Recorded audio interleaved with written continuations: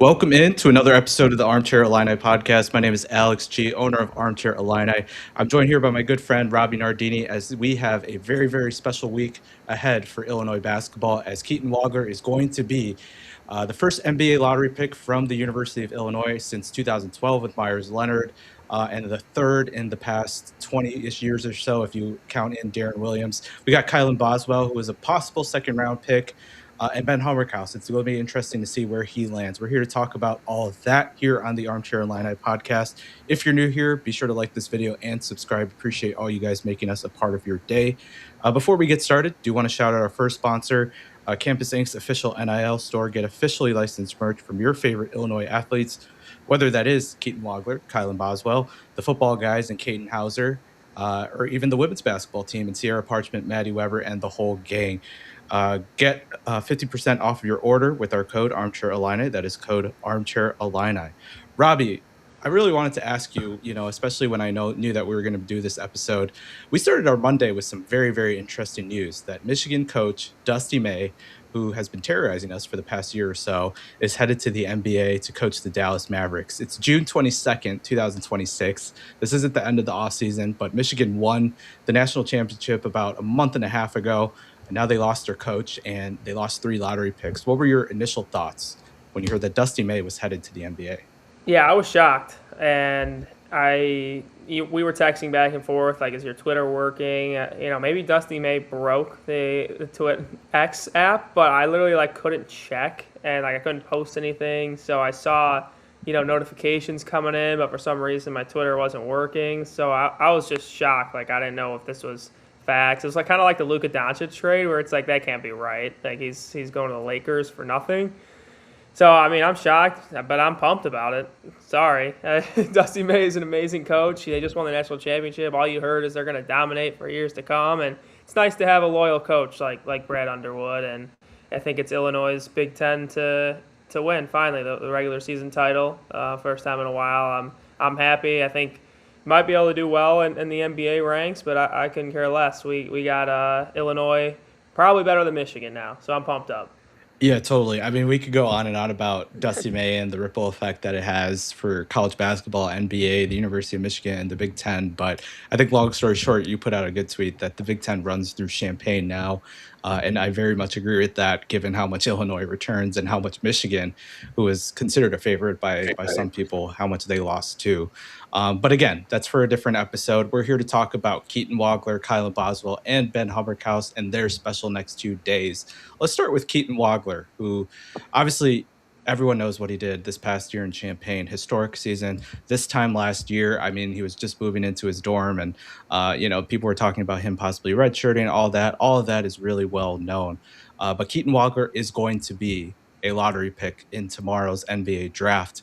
What are your initial thoughts, and what are you hoping to see, once Keaton walks across that stage? Yeah, I'm excited for the draft tomorrow. It's nice when you watch a bunch of college basketball. It kind of leaks into the NBA, and haven't had a super busy offseason other than scheduling stuff and, of course, Dusty May stuff. So it's nice to have the NBA draft and, of course, another Illinois player go in the first round of the draft. Of course, we had Io in the second round, and then we'll have the third straight year of an Illinois guard going in the first round. So people are calling University of Illinois Guard U now, and I'm tweeting that out as much as I can. I'm sure Brad will be in the green room with Keaton. I think he has a chance to go number 5. I think number 9 is the latest he could go, in my opinion. I know with the Mavs having Dusty now, it kind of shakes things up a little bit potentially, but I'd be shocked if Keaton goes even past 7 or 8 in this draft, and it'll be the first lottery and first top 10 pick in a long time. A guy that was ranked number 150 on 247 Sports to go in the top 10 of the NBA draft. It sounds crazy, and it is crazy. I'm sure that has not happened many times, and I can say confidently that I don't think it's ever happened at the University of Illinois, and probably will never again happen at the University of Illinois, at least for a very long time. So shout out to him for not letting those rankings affect his confidence. And of course, we thought he wasn't going to be even that great of a player in his freshman season. He became an All-American, and he'll come back, over the All-Star break, hopefully, get his jersey retired, or in the rafters, I should say. And I'm excited for tomorrow, another Illini, and it just is so great for the program to have another NBA guy. I think what's really cool is that you look at the rest of the top 10 where Keaton's projected to be picked, and you look at Devontae, Peterson, Boozer, Acuff, Michael Brown, Kingston Flemings. You could throw in a Mara there if you want. All of those guys, five-star prospects. Keaton Wagler was sitting at 261 in the composite 247 rankings. I mean, it's just an incredible story that no one could have seen come by, and his parents for being able to experience this moment. And I remember, his dad telling me that they were expecting him to redshirt heading into, his freshman year at Illinois. So it's just a really cool story to fast forward and think about the season that he's had and how far he's come ever since at this time last year. So the fact that he's being compared to, Acuff, Michael Brown, Kingston Flemings, all high pedigree guys. It's really really cool to see, and the fact that he may even be picked before all those guys. And obviously, there's the person draft, right? There's Devontae, there's Peterson, Boozer, Wilson, and it seems like the draft starts at 5. And for Keaton to be that first pick after those guys, it's just really really cool for Keaton himself and then the university because like you said, there's been a pattern now, and Illinois is really turning into to guard you, which I think it's really cool to see with Terrence and KJ and Will Riley and Io before that, who should have been a first round pick, honestly. So you're talking about, you know, what is that, 5 or 4? Yeah, 5 guys with Keaton in the past 4-ish years Yep. making first round picks. So that's really really cool to see. Yeah, 2 last year in the first round, and of course Keaton, Io, and I think in a redraft in that draft, he's for sure a first rounder. And I mean, he was an All-American Player of the Year candidate if it wasn't for Garza, who ended up winning Player of the Year, I think. Which it was a battle between those two. So I mean, in a redraft, Io would go first round. He's having a really good NBA career, and hopefully Keaton does the same. Like I said, he could go 5 to the Clippers, 6 to the Nets, 7 to the Kings. I'd be shocked if he goes after that. But there's some really good guards in this draft, and really good players in this draft overall. Even Kingston Flemings, Braden Berries, that'll probably go top 10 or even lottery. Like, those guys were amazing in college too. Keaton is right there with them. And in one of the best drafts in the history of the NBA, Keaton Wagler is about to go top 10. And so I think that says all you need to know about how Keaton played in this season, brought Illinois to the Final Four. And it's just crazy that he's going to go from that ranked that low to one of the best players and one of the best drafts of all time. Yeah, we're talking about the Clippers, the Nets at 6, Sacramento Kings at 7, the Atlanta Hawks at 8, and the Dallas Mavericks at 9. Obviously, the Milwaukee Bucks picked 10, but I don't think that Keaton's going to fall that far down. Which one of these teams would you really want to see Keaton on? And which one of these teams would you say, I hope they pass on Keaton because I don't really want to see him there? Yeah, I mean, I wrote a story with Roundtable that kind of falling to the Mavs, number 9, wouldn't be wouldn't be great for his financials, which would cost him a few $1 million. And of course, you don't want our guy to fall to 9. I do think the Mavs could be cool just with Cooper Flagg. That was before Dusty got the job, so I don't know if I still believe that. But I know they got Kyrie and Middleton, and it'll be tough to kind of break the rotation right away. But I doubt those guys are there for that long. And they'll probably go into more of a rebuilding mode where Keaton can take over. I think just learning from Kyrie for at least a year would be cool. One of the best guards in the NBA history, I guess. Top 75 guy. I think that would be cool. Going 5 would be sweet just because it is number 5 and the first, guy, I guess, guard, other than if you consider AJ and Darren Peterson guards, which I know Peterson is for sure. But those guys are always going to go before Keaton. If after those guys, he would be the first guard taken, so that's cool. I just think the Clippers need to choose what they're doing with their team, and another team that's kind of like not really in a rebuild, and they got really good players like Kawhi, but maybe they'll trade him.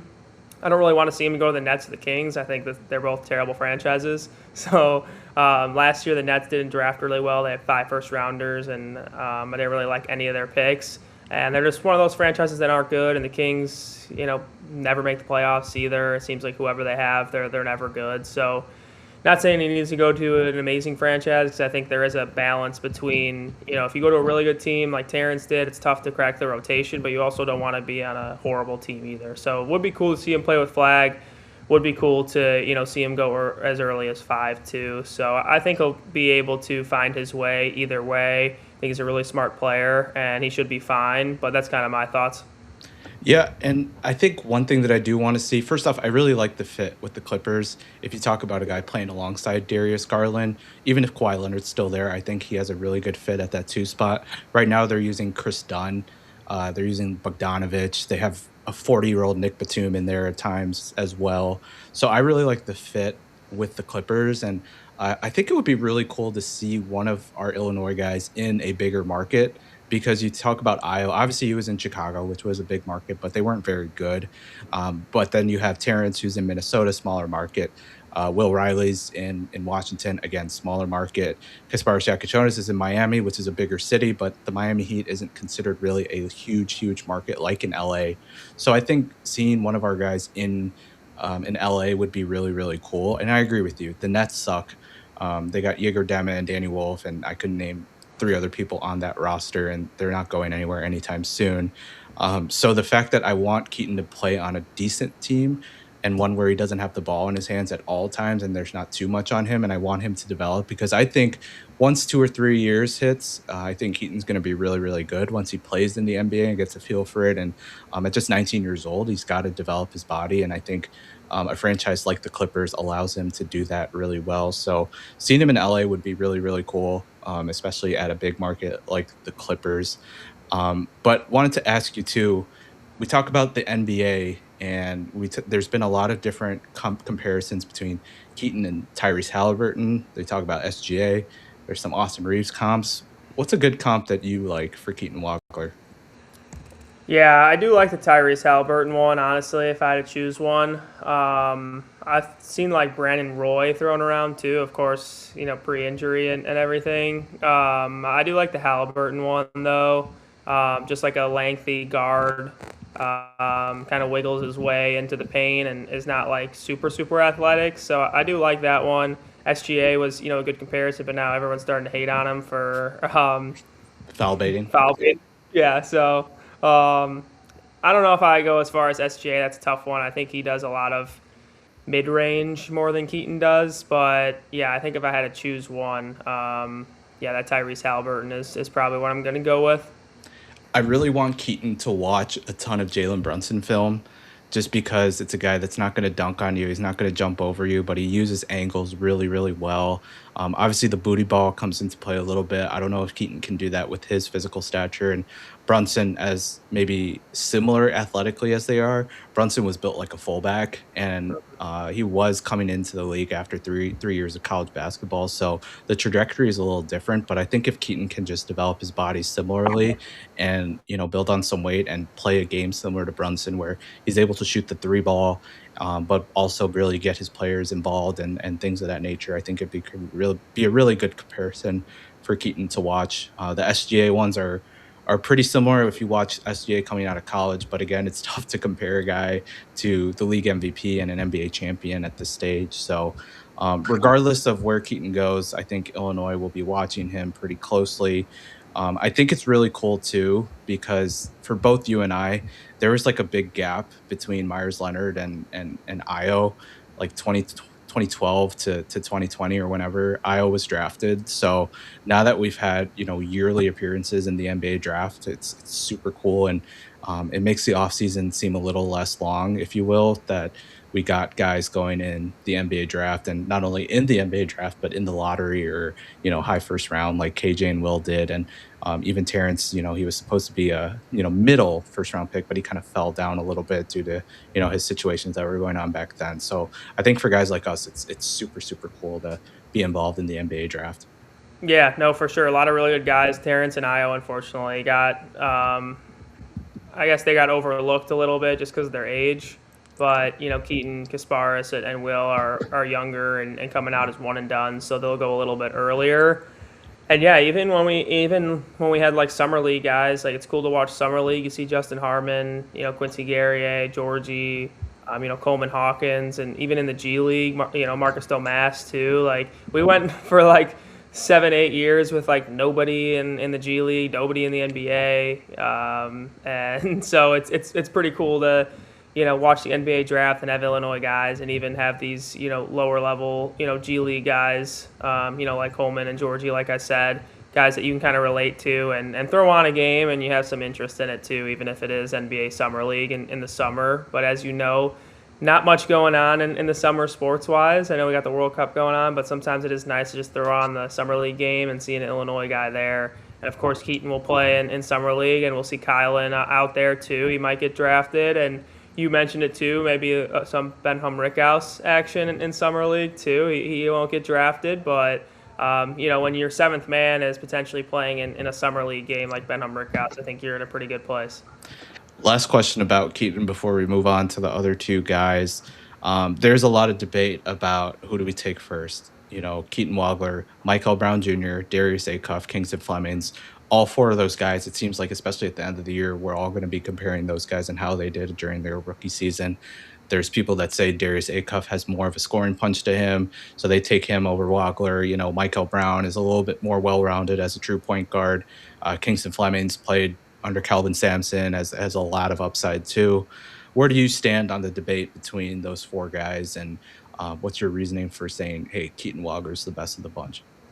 Yeah, that's tough. I want to take bias aside. I do really like Darius Acuff. I think before even I knew people were comparing him to Allen Iverson, I saw him come off a screen on an out of bounds play and fade away and make it. I was like, yeah, that's Allen Iverson right there. And I think his offensive ability is just outstanding. I think Darius is going to be amazing. His defense is definitely questionable. Arkansas had a terrible defense last season, but I think he's going to be amazing. If it was me, I'd probably take him at 5, but I think Keaton overall it could be a better prospect just with his length, and he's a pretty good defender for being 19 and 160 coming into Illinois. I think he'll only get better on that end, and I think he'll have a couple dunks in the NBA, believe it or not. But I do like Keaton over the other ones. I think Michael Brown Jr. was good at Louisville. I think he just didn't play as much as I wanted him to. Of course, you can say that about a lot of guys. Kyrie played 9 games and it didn't matter, but it's hard to really evaluate a guy if he didn't play that much in college. So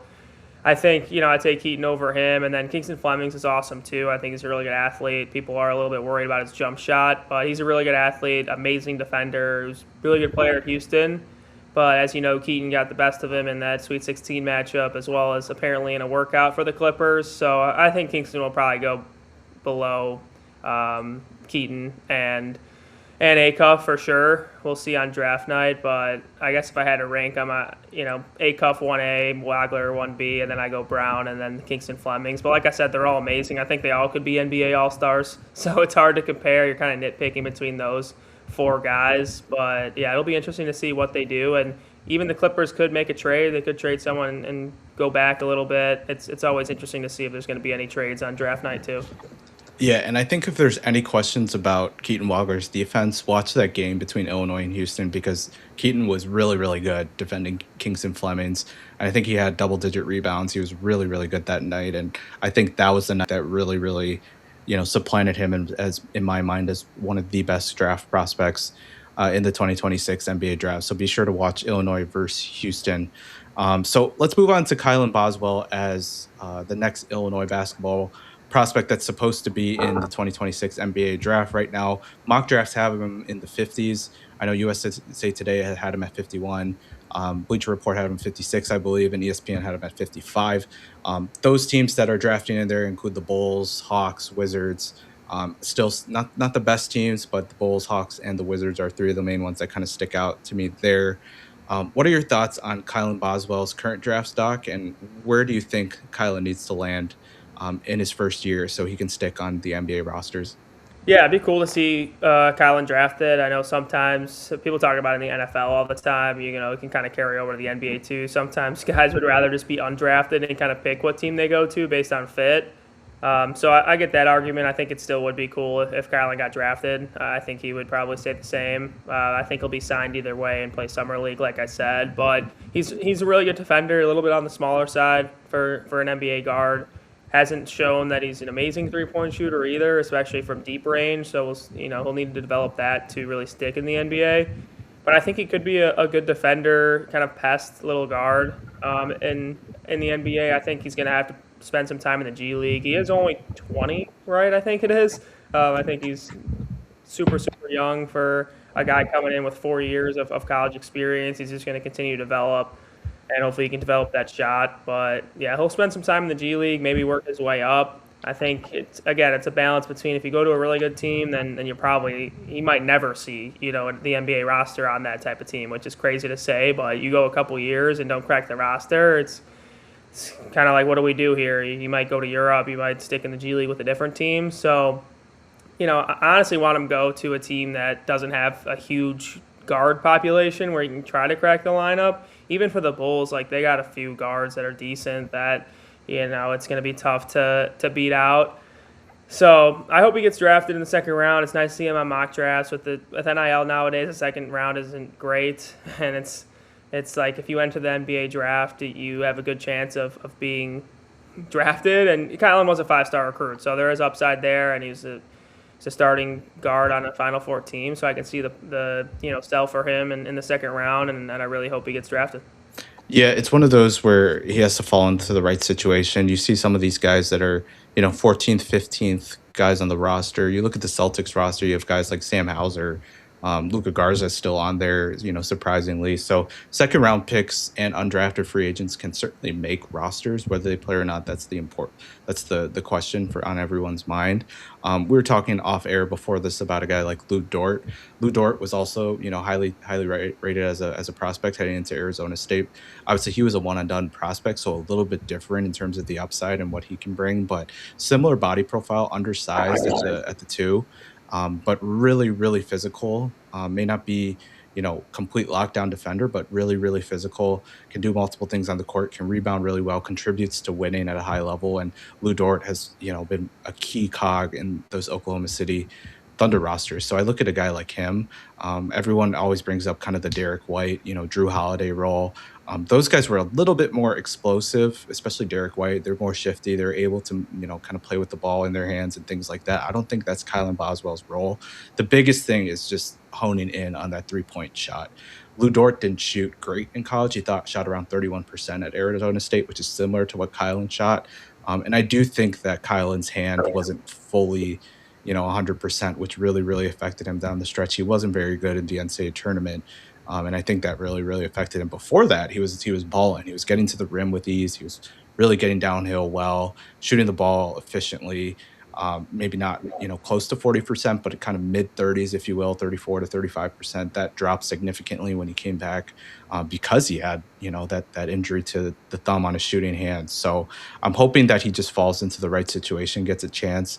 Like you said, he probably will spend time in the G League for the first year, but guys like Coleman Hawkins, Quincy Guerrier, Justin Harmon, Marcus Damask, they're all down there. Malcolm Hill grinded it out in the G League for a while, got some chances here and there on 10-day contracts, has had a lot of brief different kind of stints. So I think that's the pathway for Kylan Boswell. And I think his goal is ultimately to play in the NBA. Like you said, he's a 5-star prospect coming out of high school. So I think eventually he will get some shine. It may not be this year, but if Kylan sticks with it, and I think he will, we can certainly see him, making a big impact on a summer league roster in 2 or 3 years if he sticks with it. But the European track isn't all that bad either. You see guys like, Kendrick Nunn, who unfortunately got into a pretty big fight on, if you guys saw on Twitter, with another Xavier player, but he's having a really, really successful time there. Andres Feliz is on Real Madrid, and Underwood and the staff was there to watch him too. So it's not all that bad if you have to go to Europe,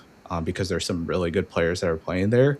But at the same time, I do think that Kylan Boswell will at least get a look because he has the ability to affect winning and play defense and potentially be a catch and shoot 3-and-D kind of guy. Yep. He's got chances to play professional basketball. He'll make money playing basketball for many years. Like I said, he's only 20, and Andres Feliz is playing one of the best European clubs of all time and balling out, and same with Trent Frazier. He's balling out in Europe as well, so it's not all that bad. Hopefully he can stick in the NBA a little bit too, and it's nice when you see like Georgie and Coleman play against each other and old Illinois guys play against each other even in the G League. But yeah, hopefully good situation. It's tough as that second round pick, but I think he'll be happy if he gets drafted and at least gets a shot. Yeah, and like you mentioned too, maybe it might be with the Chicago Bulls. They got some spots at the guard position. A little bit might be tough to crack, but like you said, some NBA teams that maybe don't have much of a guard, heavy guard profile, if you will, may take a chance on Kylan Boswell. The last Illinois basketball player that will be waiting to see where he falls is Ben Humrichous. Ben Humrichous had a very interesting 2 years at Illinois. Last year, his role was really, really important, and I think they're going to miss that a lot this year. Will he get drafted in the NBA? More than likely not, but it'll be interesting to see where he goes. We were doing some research before we hopped on here. He did work out with the Celtics. So if he can just shoot the ball at a high clip, which he did before coming to Illinois, this past year he was okay, shot about 35%. But if he can shoot the ball at close to a 40% clip, hey, he can land on an NBA roster. What are you hoping to see for Ben Humrichous and where he ends up in his first NBA stint? Yeah, Ben was outstanding in his last season of college basketball. He got a lot of heat in his first year at Illinois, and he really took in a role of defense and rebounding, got stronger, and just got smarter as a player too.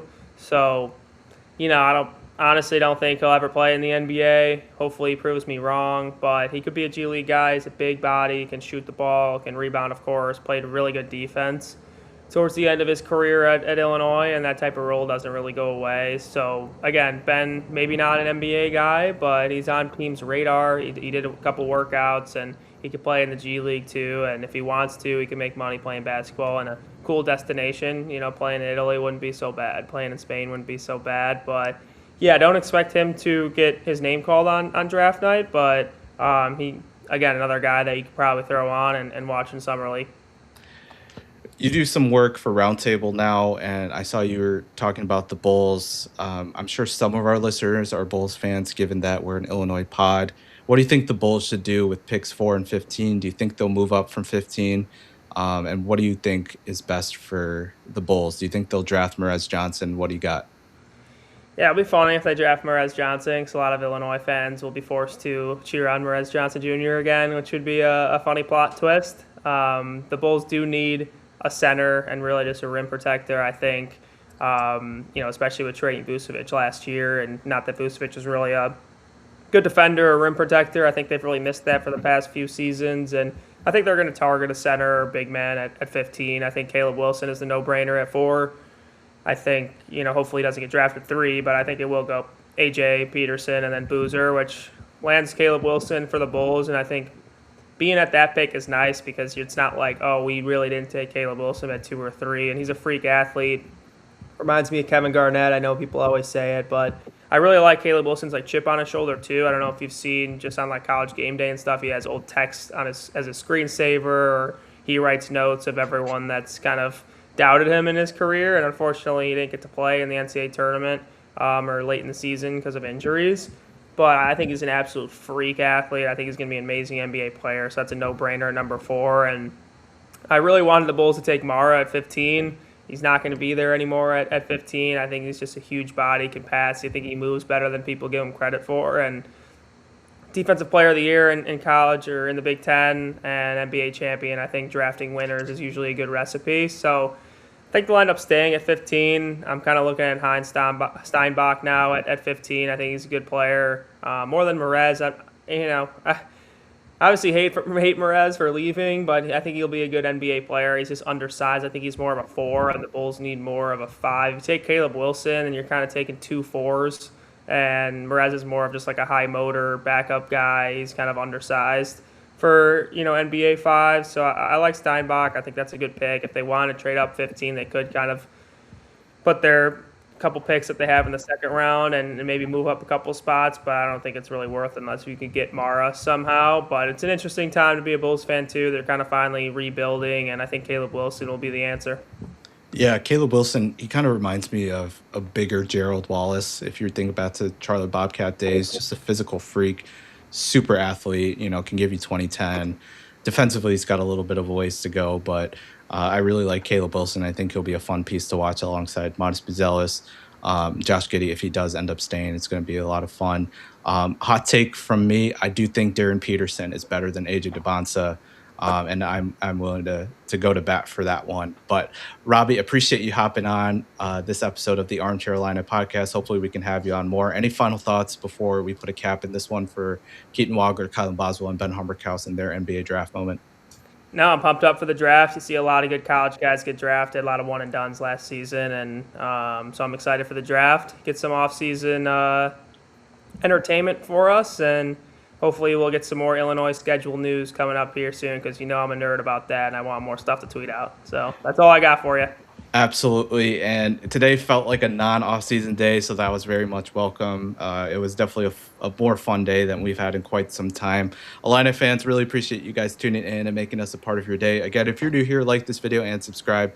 Drop us some feedback on how we're doing and what else you want to see as this offseason goes on. Thankfully, it's almost July, so we only got about a month and a half left until football season starts rolling around. But we're here to cover everything Illini here on the Armchair Illini podcast. Until then, we'll talk to you guys soon, and ILL.